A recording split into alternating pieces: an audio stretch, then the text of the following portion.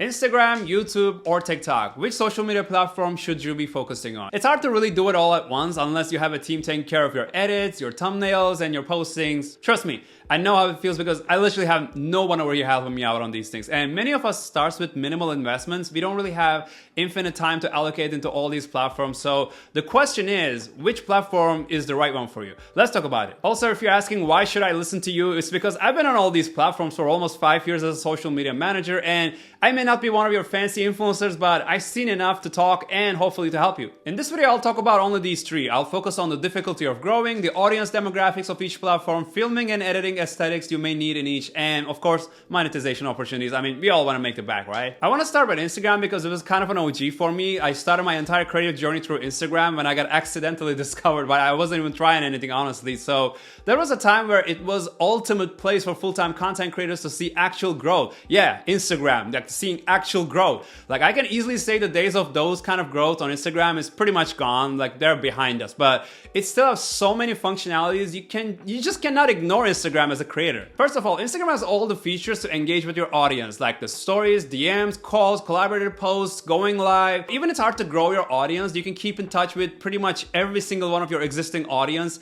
Easier to build relationships and, easier to maintain. If you want to try direct messaging people on YouTube and TikTok, good luck. There is no option on YouTube, and if you want to do the same thing on TikTok, the DM box on TikTok is hell of a pain. There are a bunch of spam. People are sending each other random videos and follow for follow kind of bullshit. So Instagram is easy for beginners as it's easy to come up with content to experiment. You can post pretty much anything as content like photos, memes, stories, clips, if not productions. It's a low barrier of entry, so you just cannot ignore Instagram again. Now about monetization, Instagram actually has the most amount of features and ways that you can make money. Like Instagram affiliate, Reels bonuses, Reels ads, being able to set your shop, brand partnerships, monthly subscriptions. There are a lot of ways, but here's the catch. It's very, very hard to actually make money with any of these features without actual growth in the audience, except maybe the brand partnerships. To make all the other features work, you need to have a very solid engagement. And the audience needs to be very responsive and they need to be loyal to you. About the brand partnerships, Instagram is actually the platform where the most amount of money is spent to the influencer marketing, which means the brand hires and spends a lot more. So it's really promising for you and me. The real trouble is the finding those brands to work with, but there are a lot of other third-party platforms. You can actually find a lot of them even in my other videos. Now, I kind of said it already, but one of the downsides of Instagram is actually the consistency of the low views, and it's really difficult to attract new audience. Also with Instagram, a big part of your following can be your existing friend groups from high school and college, as Instagram and Facebook were found on the reasons to connect, not really to grow. Because if you look at the YouTube and TikTok in the early days, the purposes are obviously put up informational content, educate or entertain people, but also growth for creators. All right, let's talk about TikTok. One clear thing about TikTok is it works very differently. People barely check your profile. They're not really committed to you, and they usually stay on the For You page, which is kind of a program to make them consume for hours like an addict. So the reach is better, obviously, but it's much harder to build on loyalties because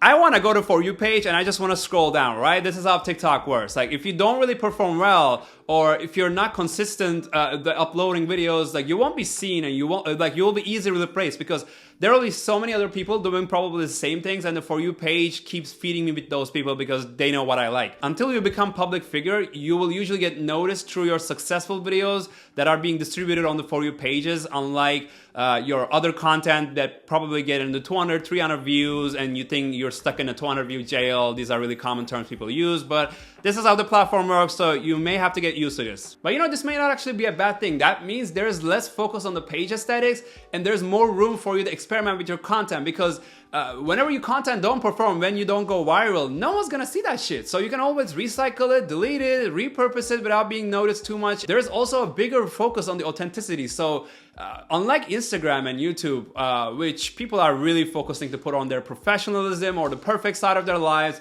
on TikTok, you can kind of be your stupid self. You can go on no filters, pretty much less focus on the editing and perfectioning the content. So on TikTok, people are really sharing more about themselves and getting more personal with the audience. So if you're really good with this kind of content, you can actually build and keep a more engaged audience that is loyal to you. Let's talk about money. Monetization for TikTok can be done by Creative Fund, the brand partnerships, and TikTok Marketplace, but I'll be honest, less money is allocated from brands on this one. When I work for other companies as a social media manager, I always took part in the budget allocations and paid marketing strategy meetings, and TikTok has always been a question mark for a lot of my teammates. Like, teams usually want to allocate less money on TikTok marketing due to the younger demographics, like people like 18 to 24-year-olds, and brands think that this audience either have less budget to spend or they have lower power on the decision making. Like, they don't really have that authority. Maybe their parents are still supplying them. Influencer budgets are really the smallest and sometimes even zero. And that creator fund doesn't pay you shit. Of course, TikTok is not just a hub for 18 to 24-year-olds, but that's the biggest demographic on the platform. So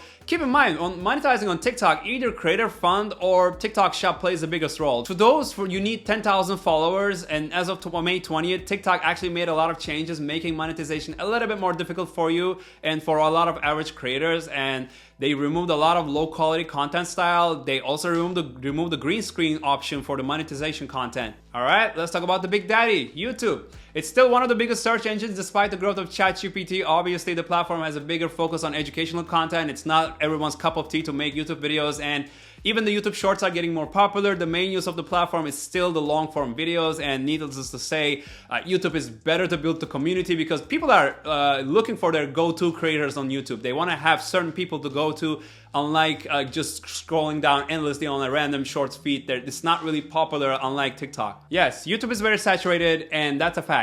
And it's really hard to grow with the long form content. A lot of people are trying to grow on YouTube with Shorts, and I'm guilty of that as well, which worked pretty well for me in the beginning. But the long videos are the ones that will get you paid, and that will keep your channel relevant, because unlike the other platforms, on YouTube, your videos never actually die, which is actually a golden opportunity. They keep accumulating views, because imagine you actually start monetizing your videos and you can have a video from 2 years ago which will still keep your family fed. And as for the monetization, you will need 1,000 subscribers and you'll need 4,000 watch hours, so you can actually start putting ads in your videos and continuously make money. And you can of course make partnerships, and again, you know, brands pay premium on YouTube because it is the most important premium platform, and YouTube videos takes a lot more time and effort to make, so you can actually charge premium. One downside on YouTube though, it's time consuming because you may need to do a lot more editing and spend more time, for the thumbnails. And if you actually want more views, like, it's a big commitment. It's a big commitment. Like, trust me, spending 2 hours on each video to just get 200 views in the beginning is not gonna be good for your mental health. It's not everyone's cup of tea. So to wrap it up, YouTube is the premium platform, but it also takes premium effort. Let's wrap up this video with my conclusion. Here are my opinions depending on who you are. If you're a small business or a startup with an app or a product, I think you should definitely be on TikTok for the organic cloud, and to be on Instagram to stay relevant and build a lot of creator partnerships and along the sharing your actual content there.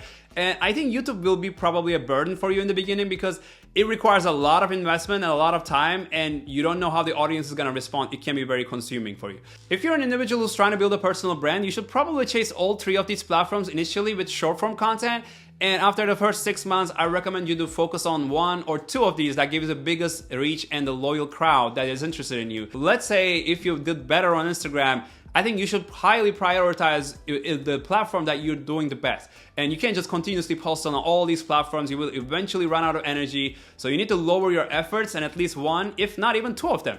My priority suggestions will be YouTube and Instagram, since these 2 are known to be the main hubs for the brand partnerships. And you can also build stronger communities if the content is good. If you don't own a small business, but you still want to make money by selling stuff that you own, then I recommend you to focus more on TikTok to get more reach eventually, grow 10,000 followers and make videos for TikTok shop where you can actually sell anything and continue to make money off that. You can correct me in the comments, but I think you don't need 10,000 followers firmly on TikTok for the shop, but that's what it is for now. I think that's all from me, and obviously growing in any of these platforms are quite difficult in 2025, so you'll have to prioritize. Comment below your favorite platform with your reason, subscribe, check my content creator playlist for more, and I'll see you in the next video.